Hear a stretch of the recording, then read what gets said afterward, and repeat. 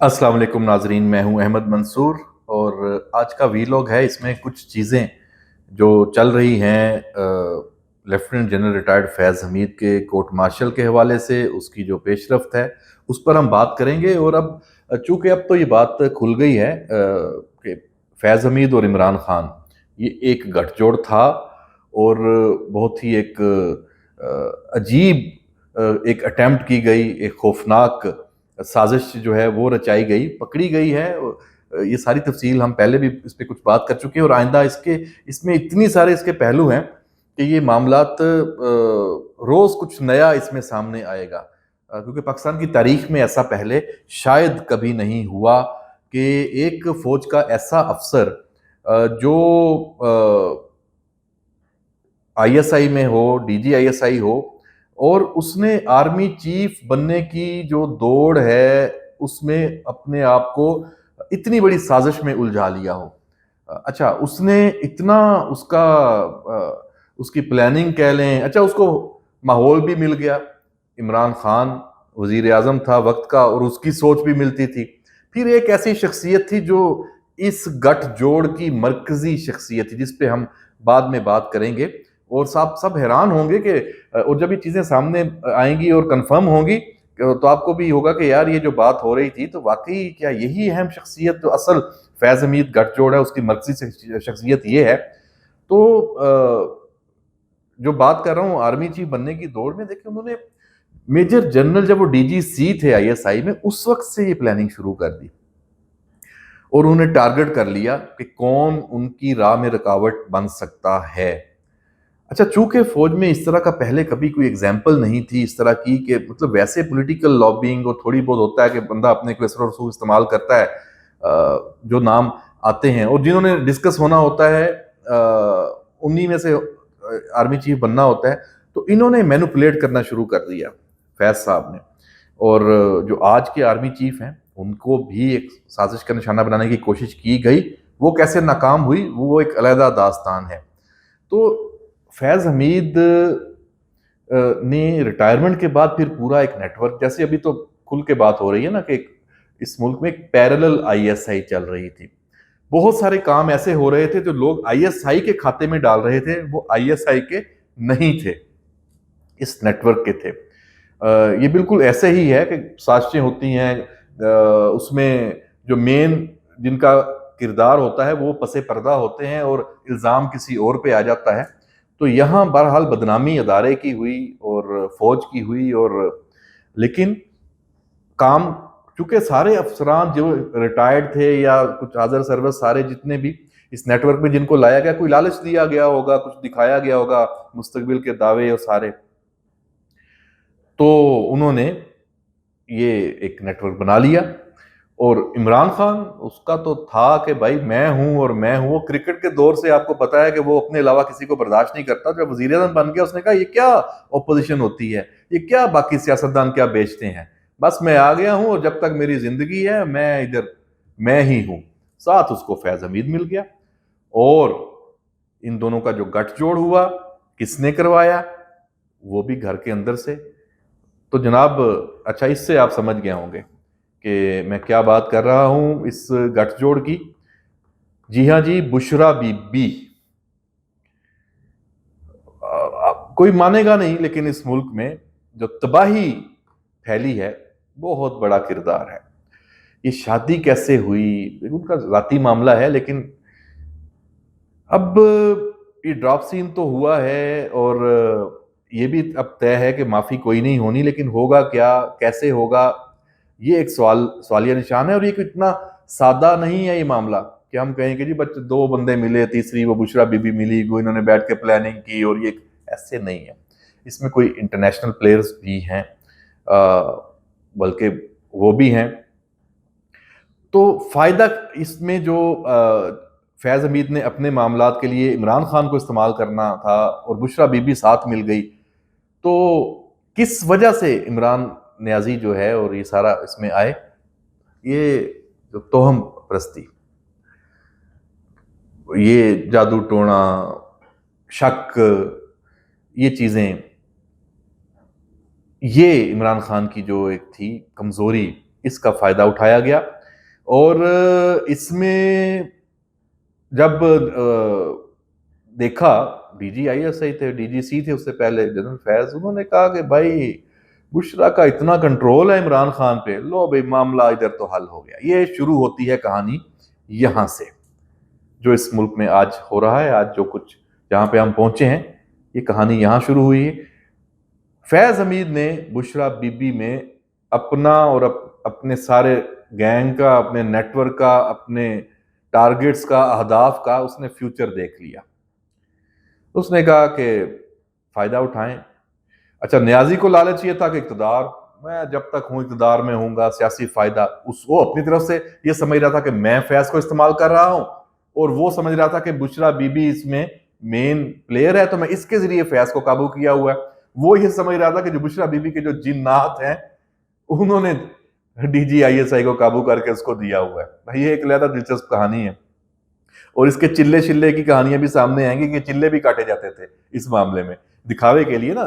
तो इमरान को घेरने के लिए, कि उसको ये यकीन दिलाने के लिए बुशरा बीबी चिल्ले काटती थी, और फिर फैज उसी तरीके से वो बिल्कुल सरे तस्लीम खम इमरान खान के सामने पेश होता था, और इमरान खान का जो वो था इत्माद और एतकाद बुशरा बीबी की सलाहियतों पर, वो और बढ़ जाता था। वाह देखे जी, आईएसआई का चीफ या डीजीसी ऐसे मेरे सामने जो मैं कह रहा हूं वो कर रहा है, वो वजीर आला किसको लगना है, मिनिस्ट्रियां किसको देनी है, बड़ी लंबी दास्तान है, मुल्क किस तरह चलता रहा है, तौबा इस्तगफार।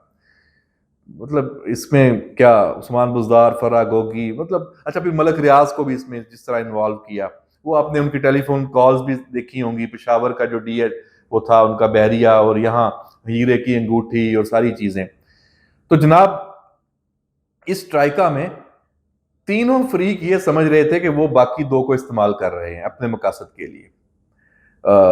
बुशरा बीबी जारी बात है, उसका तो हक था, वो समझे एक तरफ फौज का इतना ताकतवर जनरल वो उसके काबू में है, दूसरी तरफ इमरान खान जिसमें पूरी कल्ट है उसकी, पूरे मुल्क उसके पीछे लगा हुआ है, अवाम और सारा, और वो उसके पीछे लगा हुआ है, हाथ भी नहीं लगाने देते। ठीक है जी, ये जो चीजें थी, तो जो काम भी फैज हमीद ने करवाना होता था इमरान खान से, वो बुशरा बीबी के जरिए करवाता था। इमरान खान ने फैज हमीद से जो काम करवाना होता था बुशरा बीबी के जरिए कराता था। तो ये सारी गेम, अब ये खुली छुट्टी थी, जारी बात है जनरल फैज के, उसका अल्टीमेट गोल क्या था, आर्मी चीफ बनना है। आर्मी चीफ बन के इमरान खान को जब तक इस्तेमाल करना है, वरना टिश्यू पेपर की तरह ऐसे साफ करके फेंक देना है। असल इक्तदार की जंग ही थी, इक्तदार की इस जंग में ही ये सब कुछ हुआ। अच्छा, इसमें वो अपनी सलाहियतों पे उनको इतना एतमाद था, क्योंकि सब कुछ हो रहा था ना जैसे वो चाह रहे थे वैसे हो रहा था। कुछ कमजोरियां उस वक्त की सियासी जमातों की, जो मामलात और बाकी चल रहे थे, उसका भी फायदा उठा रहे थे। जो इस मुल्क की इकोनॉमी के हालात थे, इंटरनेशनल रिलेशंस, बाकी चीजें भी सारी, तो उसका भी वो फायदा उठा रहे थे। तो उनको ये लग रहा था कि वाकई हाँ, सब कुछ हमारी मुट्ठी में है। जनरल बाजवा को ये अच्छा, उनको भी काबू तो किया। अच्छा, जनरल बाजवा ने एक जगह पे ये बात खुद की, कुछ एंकर्स, कुछ लोग, ये इस्लामाबाद में एक नशिस्त हुई थी, वहां पे उसने ये बताया था आर्मी चीफ वक्त के। अब वो भी इस गैंग, इस गठजोड़ में, क्योंकि जब उनको बताने वाला, उन्होंने तो अपने डीजी आईएसआई को कहना है ना कि ये चीजें आपने कंफर्म करनी है। जब वो भी वही जुबान बोल रहा हो कि कैसे ट्रैप किया जा रहा है, तो आर्मी चीफ या कोई भी हो वो समझेगा यार ये तो वाकई कुछ है। था क्या, घेरा जा रहा है, जो सुइयां चुभ रही हैं, दिमागी तौर पे कंट्रोल किया गया है, इस तरह की चीजें। अच्छा, इसमें जनरल बाजवा ने ये मतलब इतना शहर में आ गए, इसमें आ गए सारे मामले में, कि उनको मतलब अपनी अहलिया को भी इत्माद में लेना पड़ा। रात के टाइम वो निकल जाते कि ये मुझ पे जो असर है, जारी पता उनको था कि मैं तो आर्मी चीफ हूँ, कोई गलत कर दिया किसी के उस पर असर में आके, शहर में आके, तो तबाही आ जाएगी। उसके तोड़ के लिए उन्होंने बड़ी संजीदा कोशिशें की, इस हद तक की कि फरदौस आशिक ईवान का भी किरदार है इसमें। फरदौस आशिक ईवान के कोई पीर साहब हैं, क्या हैं, उन्होंने जनाब जनरल बाजवा के साथ कोई मुलाकात कराई, मिलवाया, जो भी कुछ किया। अच्छा, ये उन्होंने खुद बताया कि किस तरीके से वो इस तोड़ करने के लिए उन्होंने क्या क्या वो सबब उसमें असबाब जो हैं वो उनके लिए कोशिश की। और अच्छा वो कहते हैं कि उनको अच्छा वो ये कहते थे कि जब मैं कोर कमांडर कॉन्फ्रेंस होती थी, जीएचक्यू में सारे फैसले होते थे, सारी पता है फौज भी तो सब कुछ देख रही है, लीडरशिप सब कुछ देख रही है कि गलत हो रहा है, सवाल उठते थे। तो वो जब आके वजीर आजम हाउस में या बनी गाला में आके बैठते थे और कोशिश करते थे कि भाई समझाएं करें कि भाई मिस्टर प्राइम मिनिस्टर ये नहीं चलेगा, लेकिन वहां पे वो ये नहीं कह पाते थे। इस तरह की भी सूरत हाल, अब अल्लाह जाने ये ऐसा है। मैं जारी पता जब तक मुझ पे ये ना बीते मैं कैसे मानूं, मैं इस तरह के मामलात पे यकीन नहीं रखता। लेकिन जब वो खुद कह रहे हैं, उन्होंने ये बातें की हुई हैं और बहुत सारे गवाह हैं इस चीज के, तो आप खुद सोचें। बहरहाल अगर ये सच है, हकीकत है, तो फिरदौस आशिक अवान के उस पीर को भी सलाम के उनका भी एहसान है इस मुल्क पे कि जिसने जनरल बाजवा को इस शहर से निकाला, और अगर कोई जादू टोने की कहानी थी या कुछ भी था तो उससे वो उनको निकाला। तो उसके बाद तब उन्होंने देखा कि यार ये तो गठजोड़ उनको समझ आ गई। उन्होंने जनरल फैज हमीद को आईएसआई से हटाने की कोशिश की, वहां इमरान खान अड़ गया। और ये जो चीज है, जब जनरल बाजवा की न्याजी ने नहीं सुनी और फैज हमीद को नहीं हटाने दिया, सॉरी, जब जनरल बाजवा ने वजीर आजम इमरान खान को कोशिश की कि ट्रांसफर करना है, 2-3 कोशिशें तो हैं, वो इमरान खान ने नहीं मानी। फिर जनरल बाजवा ने अपना वो जैसे आर्मी चीफ होता है ना, उसने कहा ठीक है भाई, अब मामला कंट्रोल से निकल गए, जो होता है देखी जाएगी, ये तो मुल्क का मामला है और अदारे के वकार का, ये चीजें अब नहीं है। उन्होंने कर दिया तब्दील, उन्होंने कहा देखी जाएगी। तो इमरान खान, तो फिर इमरान खान उसने फिर खुल गया, उसने महाज खोल दिया जनरल बाजवा को टारगेट करना। मीर जाफर, मीर सादक, क्या क्या नहीं हुआ इस मुल्क में। नए जो डीजी आईएसआई जो आज भी हैं, उस वक्त आए तो आपने देखा होगा उनको भी प्रेस कॉन्फ्रेंस करनी पड़ गई, और उन्होंने भी जो उस वक्त की बातें की थी, आज तो उस वक्त हमें शायद लग रहा था कि पता नहीं क्या चक्कर है, आज आज यकीन आ रहा है कि मामलात कहाँ पहुंच चुके थे। अब तो ये कहानियां इतनी खुलेंगी, इतनी चीजें सामने आएंगी कि दुनिया हैरान होगी। तो फिर जनरल बाजवा को भी टारगेट किया, नहीं हुआ। फिर वो पीडीएम की वो सारा चक्कर चला, आपको पता ही अदम एतमाद का। उसमें भी फैज हमीद ने पेशावर में बतौर कोर कमांडर बैठ के भी गेम जारी रखने की कोशिश की कि ऐसा माहौल बने कि उसको आर्मी चीफ बनाया जाए। फिर अब ये तो बातें नून लीग के रहनुमा भी खोल चुके हैं कि जनरल फैज ने आर्मी चीफ बनने के लिए नून लीग के पीछे पड़ने की कोशिश की, कहा कि जनाब अब मैं आपके लिए सब कुछ करूंगा, बस मुझे आप बनाएं, क्योंकि उसके जहन में मकसद कुछ और थे। लेकिन ये गेम ओपन हो चुकी थी। तो खुशकिस्मती है मौजूदा लीडरशिप की।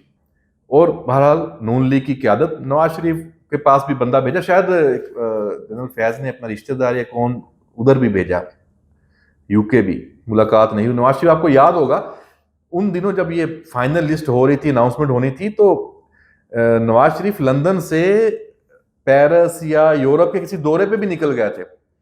ये टर्निंग पॉइंट था। उनको पता था कि अगर मैं वहां रहा मिला तो जाहिर बात है तो मजबूरी बन जाएगी, इतने पावरफुल लोग हैं, सब कुछ कर सकते हैं, वैसे ही वो ज़ेरे ताब थे, तो वो कहीं उनको घेर ना लें। तो नवाज शरीफ घेरे में नहीं आया। आर्मी चीफ मेरिट पे जो सीनियरिटी में था, उसने कहा बस वही बनेगा, और बन गया। तो आर्मी चीफ आ गया नया, और वहां से गेम पलट गई। जो बाजवा ने एक कोशिश शुरू की थी, जनरल बाजवा ने, मैंने पहले भी इस पे बात की हुई है कि उनका क्रेडिट है कि उन्होंने फाइट की हर तरह से, अपनी जो गलतियां थी उनको सही करने की कोशिश कह लें या जो कह लें, लेकिन बहरहाल इसमें उनके और गलतियां होंगी, चीजें होंगी। कोई इंसान आखिरी हद तक ये नहीं होता कि वो सबसे बेस्ट हो। तो बहरहाल रिटायर हो गया फैज हमीद, आर्मी चीफ मौजूदा बन चुके थे, डीजीआईएसआई बन चुके थे, सब कुछ हो गया था। तो अब जनरल फैज हमीद ने, इमरान खान के खिलाफ भी कार्रवाई शुरू है, वो जेल में है। अब क्या अगला फेज क्या है, उसमें जनरल फैज हमीद ने एक इंतशार और अदम इस्तेहकाम के लिए अपने सारा जो ग्रुप था, साथ तो थे ना लोग, उनको शामिल किया मुख्तलिफ तरीकों से। कैसे किया वो सब आता जाएगा, अभी तो सब जान चुराने में लगे होंगे ना कि भाई अब हमारा नाम ना आए, हमारा नाम ना। ये भी बड़ी दिलचस्प स्टोरी है कि अब कैसे सब अपने आप को फैज़ हमीद से दूर कर रहे हैं, इस पर भी हम ज़रूर बात करेंगे। तो इस गठजोड़ में फिर बुशरा बीबी का नाम आया। अडयाला में, पैगाम रसानी में वो एक नेटवर्क कायम किया गया। अकरम जो डिप्टी सुप्रिटेंडेंट वाला है खेल, वो सारी सूरत हाल सामने आ चुकी है और बाकी भी चीज़ें। तो इसमें भी फैज़ हमीद का रोल था, कंट्रोल वो था। अब नोट करें, इमरान खान इस तरह तैयार होता था जैसे उसको पूरी ब्रीफिंग हो। जब मीडिया अदालत में समाअत होती थी केसेस की जेल में, तो मीडिया से गुफ्तगू ऐसे कर रहा था ना जैसे उसे पूरा ब्रीफ किया हो, हर चीज उसके सामने। तो किसी नेटवर्क के जरिए थी ना, तो फैज हमीद बोल रहा था इमरान खान की जुबान में, जो अब तक होता रहा। तो और बुशरा उसमें मेन थी, उसका सारा वो रोल था। फिर ये हंगामा राई वाला मामला सारा चला, तो जब ये सब कुछ पकड़े गए, सूरतकारी भी सारी पकड़ी गई और अब पूरी एक लिस्टें बन गई हैं, लोग पकड़े जा रहे हैं, सब नजरों में है।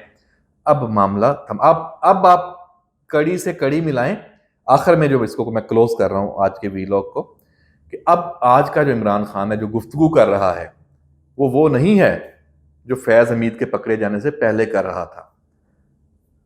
तो इसका मतलब ये है कि इमरान खान जो बोलता था वो एक स्क्रिप्ट था, उस स्क्रिप्ट का राइटर फैज हमीद था।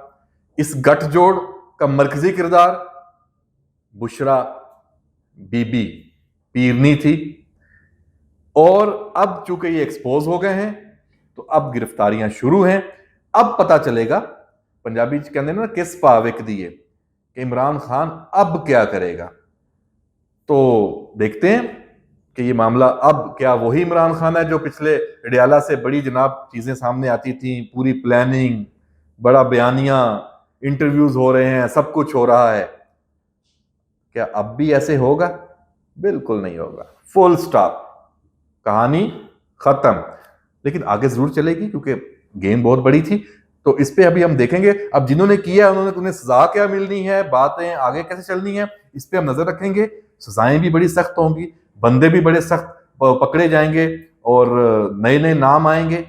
बहुत एक अहम मरहला शुरू हो गया है। लेकिन ये मरहला काबिल इत्मीनान है कि अब रियासत, फौज, मुल्क उसने हाथ डाल दिया है और हमें इंतजार है कि मंतकी इंजाम क्या होता है। देखते रहिए और इस वीलॉग को इजाजत दीजिए। अल्लाह हाफिज।